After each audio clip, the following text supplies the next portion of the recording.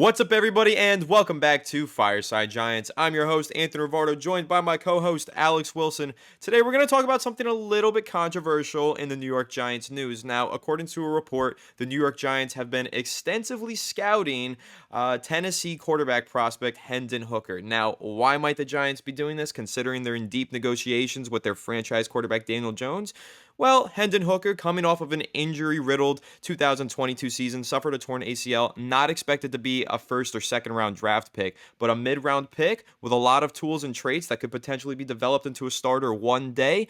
I like the sound of that. I think it's a good idea. However, I'm not willing to, claim that this guy will be a franchise quarterback one day, but I do see the vision here if the Giants were to take Hendon Hooker in the middle rounds and maybe try to develop him into some sort of special project on the side behind Daniel Jones. I like the idea, but I know a lot of people really don't like the idea, like my good friend Alex Wilson. So we're going to go ahead, have a little bit of a debate here and dive into it. But before we do, make sure to leave a like if you enjoyed this episode and subscribe to the channel if you're new and ring the bell so you don't miss an episode. Ding. And without further ado, Alex, how are you doing and what are your thoughts on Hendon Hooker out of Tennessee?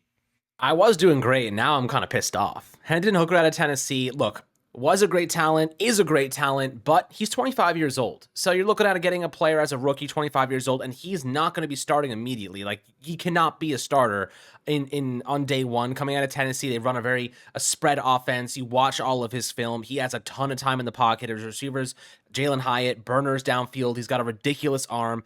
I love the player because of his qualities. Coming off an ACL tear, of course, you're not expecting him to be up to 100% in terms of his athleticism immediately.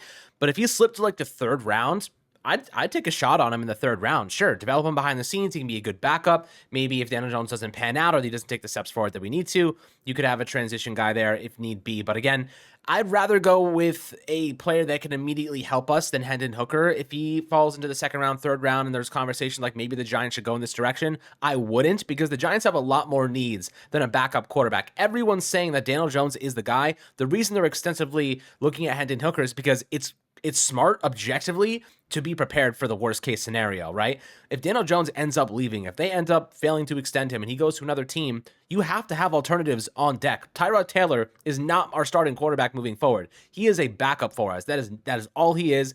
He's proven to be injury prone.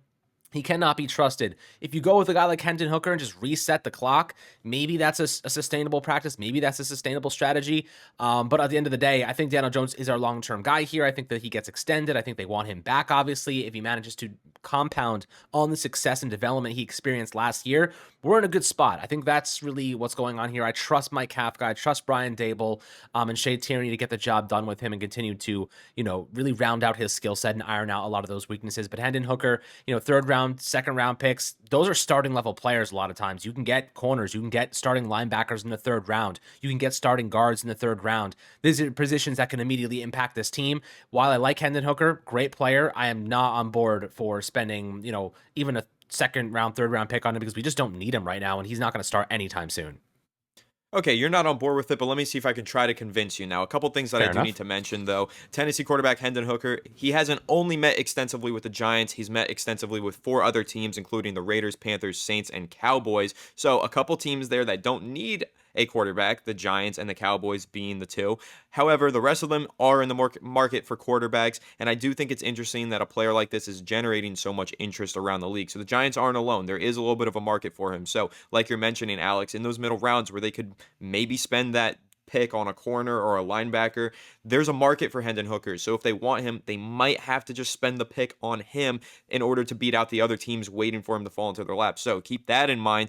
It might be a player that they have to go with their early of their 2 third-round picks on. And I know that might make some Giants fans even more skeptical. But Hendon Hooker, why do I like him? Why do you dislike him? Now, you mentioned some of your cons. I'll mention some of the pros. 6'4", 222 pounds, perfect big body frame, exact frame that you would see on a guy like a Patrick Mahomes or a Josh Allen. Now, of course, you'd see the same frame on a guy like a Paxton Lynch and plenty of other busts that have come through the league in recent years. I mean, That's just what you're looking for, though. When you're Brian Dable and you're taking a look at prototypical quarterbacks with athleticism, Hendon Hooker fits the bill. He's a great dual threat. He had 5 rushing touchdowns in each of his last 2 seasons. He had over 500 rushing yards in each of his last 2 seasons. He can move, he can escape the pocket, extend plays, and throw the ball downfield. So I like all of that, and I think that shows potential. Now, you mentioned that he is 25, so how great of a potential does he have? How much room does he have to grow once he reaches the NFL? Now, that's kind of hard to tell, and I do think that if he was 2 years younger and if he didn't have the ACL injury, he'd arguably be the number one He'd be a quarterback on the first-round draft pick. board. He would be a first round pick and arguably the number one player on the board. But considering all these other variables, he's a mid-round guy, and that sucks to say. However, I do think that this is kind of one of those situations where the player has the talent to be one of the best players in the class. Like, that's his potential. Like I said, if he was younger, if he didn't have the injury history, he'd be a first round pick. So really what you're getting if you draft him in the middle rounds is technically a first round quarterback prospect in round 3. That's hard to come by. That's a rare opportunity. And that's where I get on board with this whole thing. Because Daniel Jones, I love him. He's our franchise quarterback. I don't think that's going to change anytime soon. But what if it does? What if he suffers an injury? What if contract negotiations fall through? What's your contingency plan? And why can't it be Hendon Hooker? I think that it could be. And I think that the potential is there for Hendon Hooker to be a really solid player with the proper coaching and development. And I trust maybe 1 to 2 coaching staffs more than the Giants coaching staff right now. There's like almost no one that I trust more than Brian Dable and Mike Kafka to develop a quarterback into a superstar. And I'm not saying Hendon Hooker becomes a superstar, but when you're talking about a long-term developmental mid-round quarterback, at least developing him into one of the best backup quarterbacks in the NFL, that's a huge plus. Just to have someone reliable behind Daniel Jones with some potential to make some plays. So I like Hendon Hooker. I'm not necessarily looking at him and saying this guy's going to be a starter one day. This guy's going to be one of the best quarterbacks in the NFL. No, what I'm saying is I like the tools. I like the traits. There's a lot to mold there. And at the very least, I think he could be a very capable long-term backup for Daniel Jones. And maybe one day, if things take a wrong turn, he could take over the starting position if need be. So that's kind of why I'm on board with Hendon Hooker. But Alex, I'm curious to know what your thoughts are on those things. And like I said, there's a little number of guys that I trust more than Dable and Kafka to develop a guy like Hendon Hooker. Do you see the same things there with his traits, his development tools, or is the injury history and age just too much to get behind? Look, okay.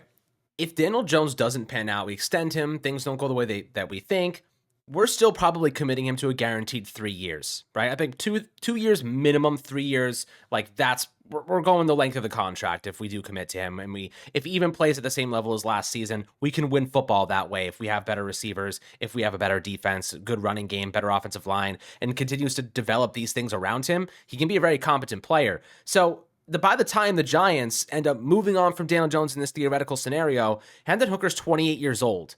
And he's been sitting there on the bench for years, right? He's 20 years old, sitting on the bench for years, and now we're moving on. And if the Giants are moving on from Daniel Jones, that probably means that we're not doing very well. The team is failing. We're not winning that many games. And if that's the case, I'd rather just go in the first round and get an actual quarterback who is a top talent and that we can mold and that we can reset that rookie window. Because if you think about those mid-round picks, you're looking at 40 years. And if Hendon Hooker's suddenly a starter in his 4th season and he performs okay, and then you got to extend him, we're back to square one with this whole bullshit contract negotiation situation where we're like, we have to overpay because quarterbacks make a lot of money and he's our expected starter and other teams may like him. And then we have this whole thing recycled. So in my opinion, you go for in the mid-round, second round, third round, wherever the hell he's going to end up drafted, you take those picks and you invest them in helping Daniel Jones right now because that's the best thing to do. That's the smartest thing to do. Unless the only way this makes sense to me is because if the only way it makes sense is if Daniel Jones walks. The only way the Giants go and actually try to acquire a quarterback in the draft like this with high upside,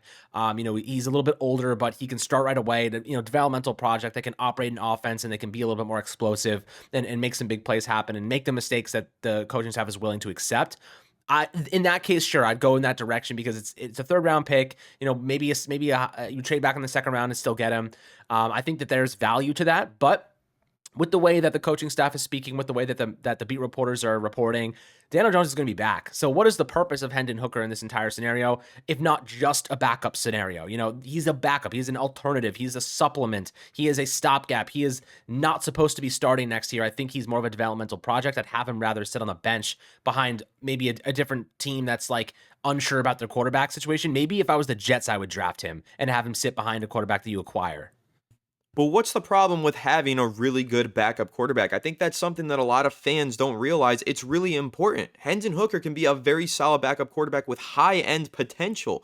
That's hard to come by. Again, if this guy was 2 or 3 years younger, he's a top 10 pick in the NFL draft. You're getting a guy with the pure talent and raw talent and capabilities to be a top 10 pick in the NFL.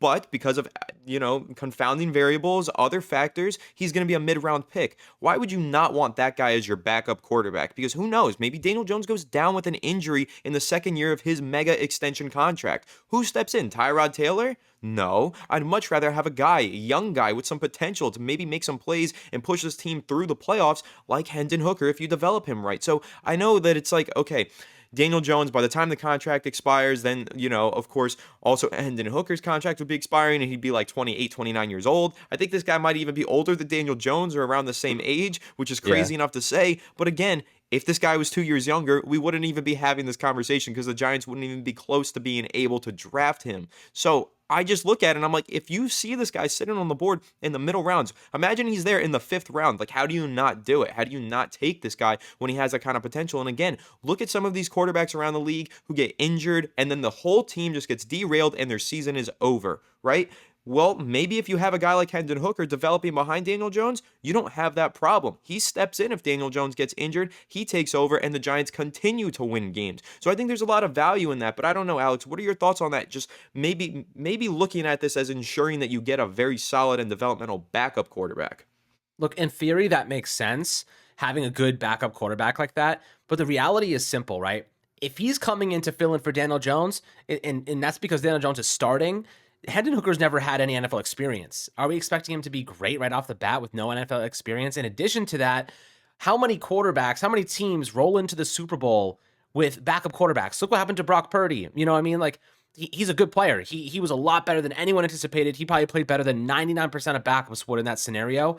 He still ended up losing the game. He got injured too. The 49ers really just needed a quarterback. They were a quarterback away. They always have been. Jimmy G wasn't it. Brock Purdy isn't going to be it. They need a legitimate guy, in my opinion. I just don't think that Hendon Hooker, without any NFL experience, is going to lead this Giants team to a Super Bowl. And I think that's the ultimate reality here. But quick counterpoint for the Brock Purdy thing. The 49ers don't even make it that far without having quality backup quarterbacks. They had numerous quarterbacks that they went through all season. They had Jimmy Garoppolo as their backup once Trey Lance went down, and they won games because they had a quality backup in Jimmy Garoppolo. He goes down again, and they have another quality backup, and that quality backup in Brock Purdy takes them all the way to the NFC Conference Championship game. So isn't that an argument to say backup quarterbacks are extremely valuable, and without them, your season gets derailed, but with them, you can keep your season on track and still win games? Yeah, I mean, look, I get that point, but Brock Purdy is unique, right? That's a very small sample size we're looking at. Hendon Hooker's probably not going to be a Brock Purdy that steps in. He can manage a game. He's not going to make really bad mistakes all the time. And the San Francisco 49ers offense is predicated mostly on the running game, short passing concepts, getting the ball into players with space. Hendon Hooker is the exact opposite of a game manager. He is a big-time vertical type of quarterback, and the Giants don't have that type of offense right now, right? Their offense is really centrally located, and they're trying to establish the run. They're trying to get guys open in the shorter intermediate portions of the field. They don't have this spread offense because they don't have an offensive line to actually make it happen.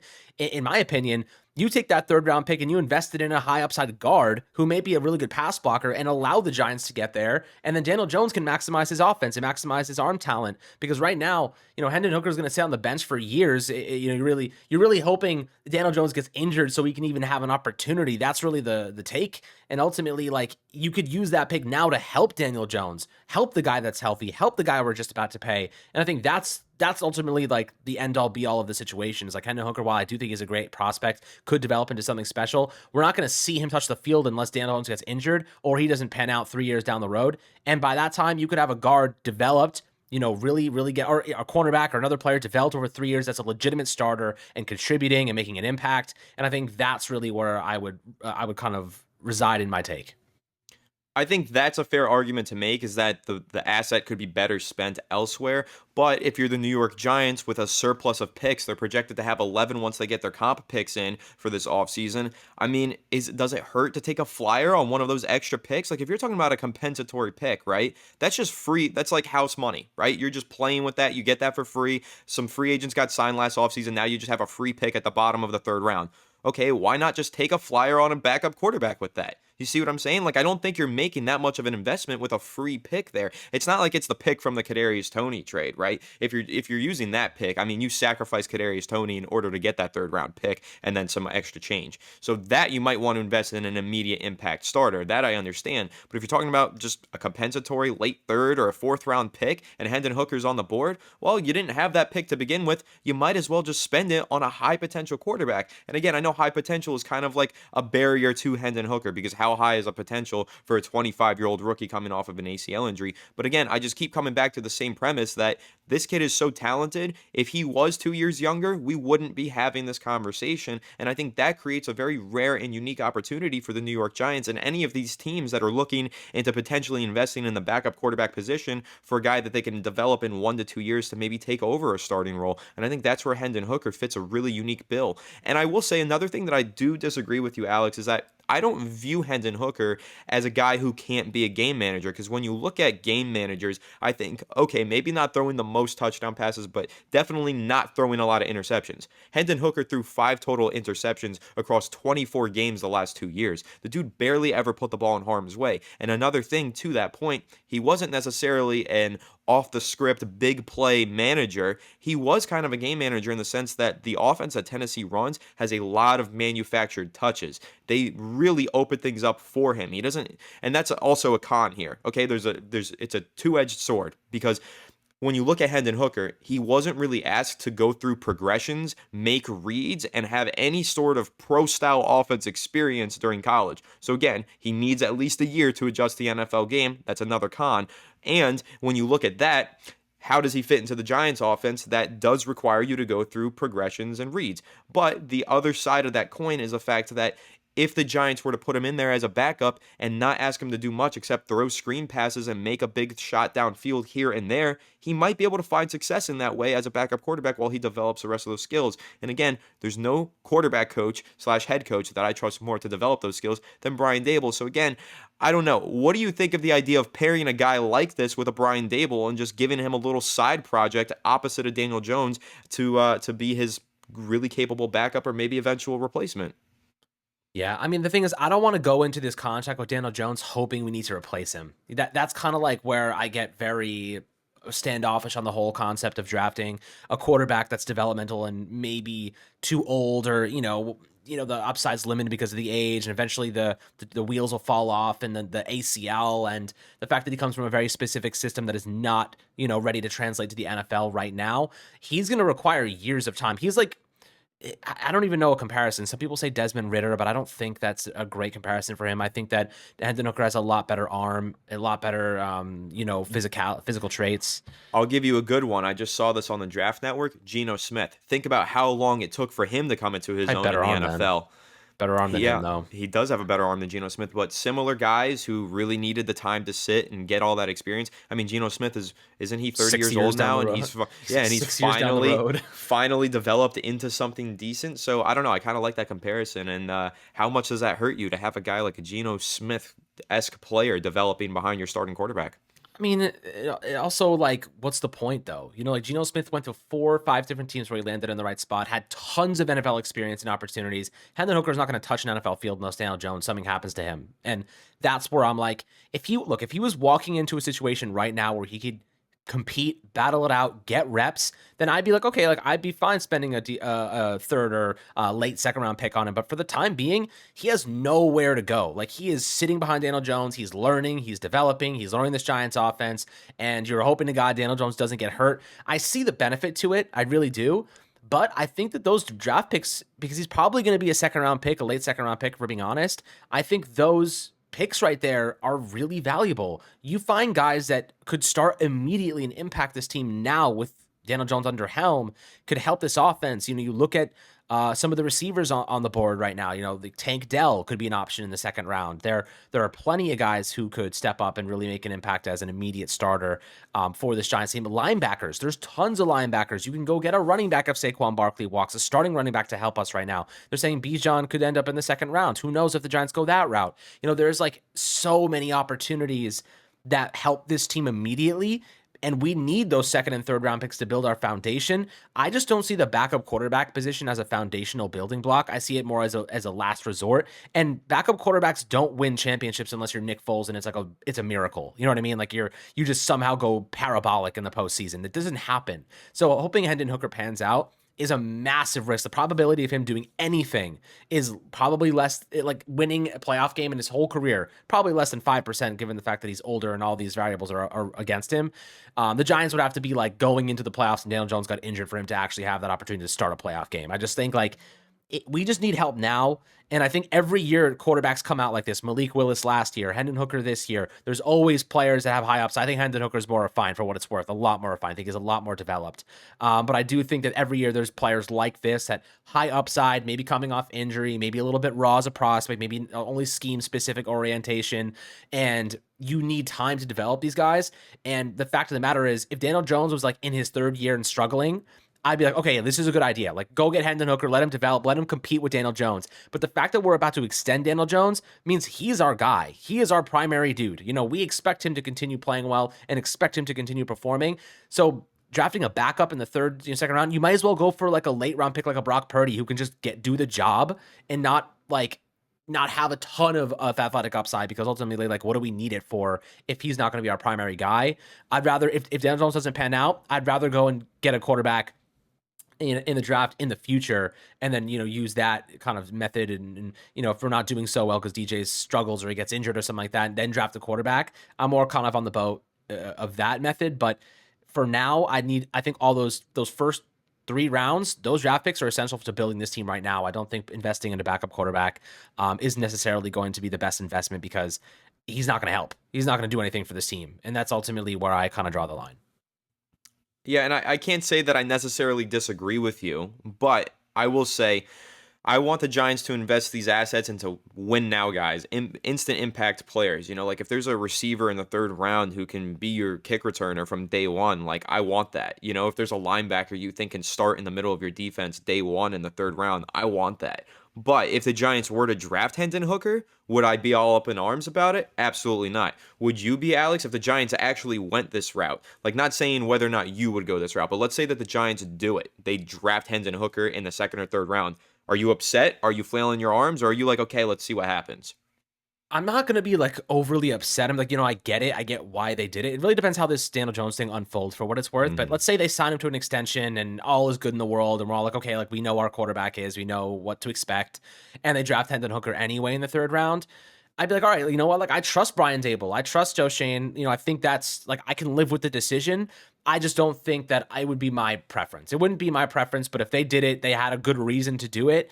I would get on board with it. I'm not going to be sitting here like, oh my God, this is crazy. Like, why the hell would they do this? They're freaking idiots. That's not what I'm going to do. I'm going to say, okay, what? I don't necessarily agree, but I get it. They want insurance. They want to develop a guy behind the scenes that could end up, really helping this team down the road. They see the upside. If Daniel Jones gets injured, we have a guy who can step right in and compete and really play for us. I get it. I can live with that decision. I just think there are better ways to utilize that pick right now that can impact the team immediately. So I think that's kind of my take.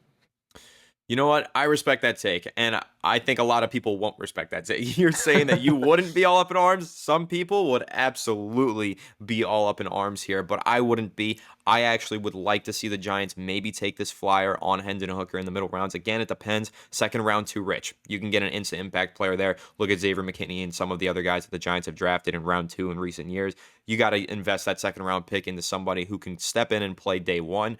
But when we get to the late third round picks, if he's still there, okay, now I'm intrigued. Now I'm ready for this conversation. But, of course, we'll see how it unfolds for the New York Giants with Daniel Jones and that contract negotiation. That's a huge domino that falls way before we have the real discussion in April about Hendon Hooker. And, again, we'll see what his draft stock lands and where it lands and how it ends up shaping out, because this is a player with a lot of question marks, maybe he falls really late in the draft. Maybe teams look at him and say, you know what, I'm not even going to draft this guy. He's off the draft board. That's definitely possible. But again, the thing that I keep coming back to is if this guy was 2 years younger, he would be an arguable top 10 pick. And so I think that I would bank on that potential in the middle rounds. But I'd love to hear what everyone else's thoughts are on Hendon Hooker potentially being a New York Giants player down in the comment section below. So make sure to leave some comments and leave a like if you did enjoy this episode. And subscribe to Fireside Giants if you are new. Ring the bell so you don't miss an episode.